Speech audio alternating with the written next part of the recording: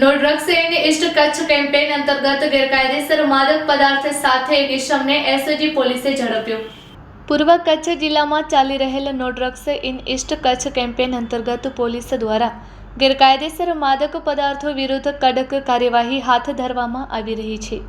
આ અભિયાન હેઠળ મળેલ બાતમીના આધારે એસઓજી પોલીસ દ્વારા સફળ કાર્યવાહી કરવામાં આવી હતી। માહિતી અનુસાર પીઆઈ એઆર ગોહિલના માર્ગદર્શન હેઠળ એસઓજી ટીમ પેટ્રોલિંગમાં હતી। દરમિયાન એએસઆઈ વનરાજસિંહ જુવાન તથા યુએચસી વિશ્વજીતસિંહ ભરતસિંહજીને મળેલ ચોક્કસ બાતમીના આધારે ભક્તિનગર વિસ્તારમાં રહેતા વિમલ જયંતિલાલ ગઢવીના મકાનમાં દરોડો પાડવામાં આવ્યો હતો।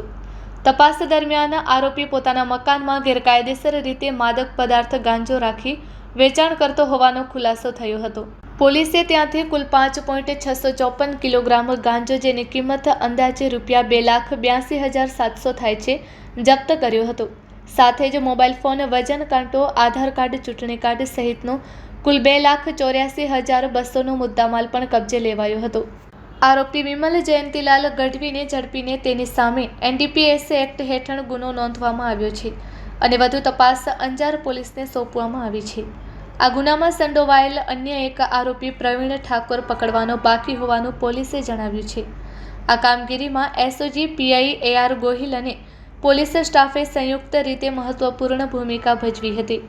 પોલીસ દ્વારા આવા ગેરકાયદેસર પ્રવૃત્તિઓ સામે કડક કાર્યવાહી સતત ચાલુ રાખવામાં આવશે તેવી માહિતી આપવામાં આવી છે। Report by Bharti Makhijani, Anjar.